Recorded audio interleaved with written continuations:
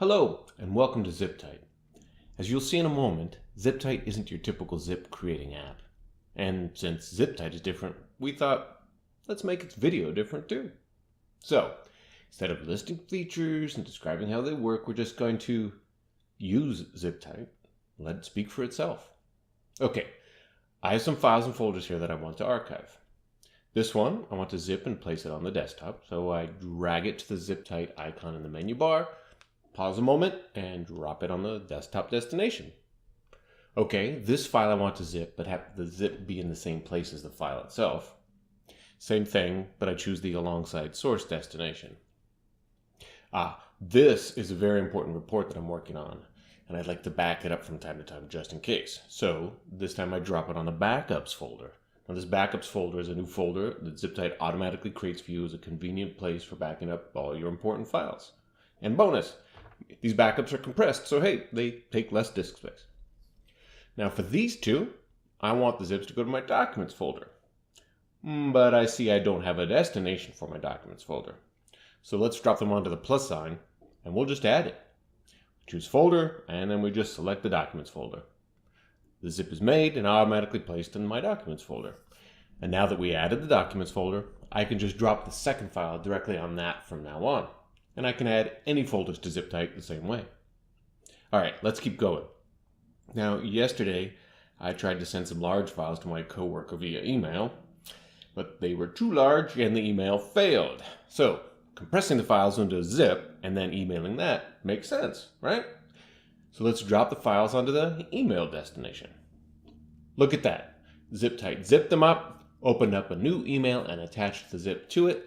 It even provided a simple subject line and body. All I need to do is enter the email address and send it. Super simple. Of course, it is possible that even when compressed, the files are still too large for email. Not a problem if you use Dropbox. This time, drop the files onto the Dropbox destination. Now, this is awesome.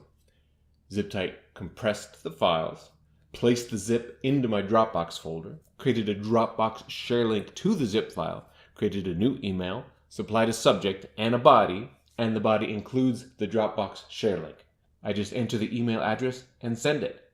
And now my coworker John can click that link in the email and download the files directly from Dropbox no matter how large they are. This just saved me a bunch of time. Okay, this one is important.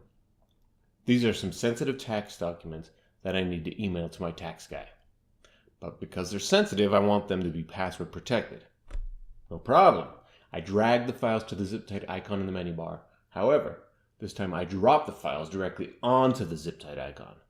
This brings up a window where I have full control over every detail of the zip process. I can provide a custom name for the zip if I want it, and I can provide a password too. I do have to confirm it, but that just makes sure that the password is accurate. It's a good thing. And then I choose the email destination and click create. Great. Just as before, ZipTite makes the zip, this time with password protection, creates an email and attaches to the zip.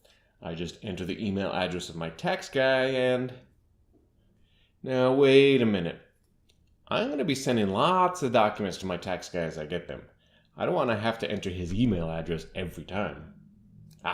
I know. I'll create a custom email destination. All right, well, let's create this one in a different way. I'll click the ZipTite icon in the menu bar.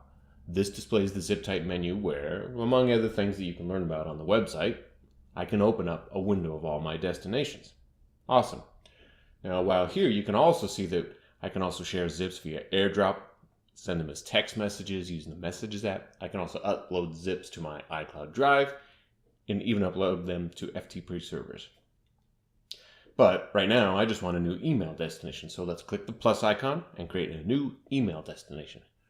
You can see it added it to the window and it's letting me customize it. I can do everything here. Let's just add a subject, more tax documents, a body. Hi, Dave. Here is another document. Password is the last 4 of my SSN. All right, and I'll add his email address. Heck, I'm going to add my own so I have a copy of the email as proof that it got sent out too. There. Done. Lastly, let's just name this new destination. In the window, you can see when I mouse over each destination, I get these little buttons. I can click on the X button to remove a destination if I don't want it, and I can click on the down arrow to configure it. So let's configure this one and name it to Dave. Excellent.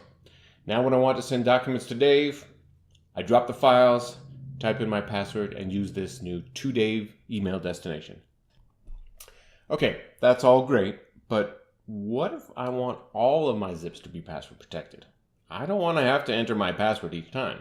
Well, I can go back to the ZipTite menu and I can configure how ZipTite should apply a password, if any, to each and every zip I create.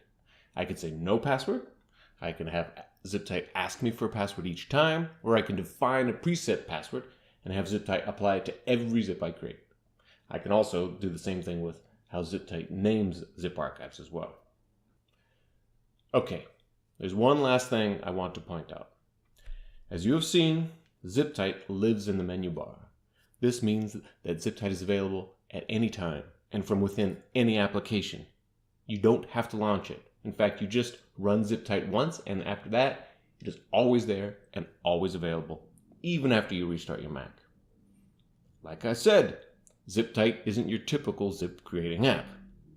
Oh, and you can download it and try it for free. So go for it. Visit www.ziptite.pro. Thanks for watching.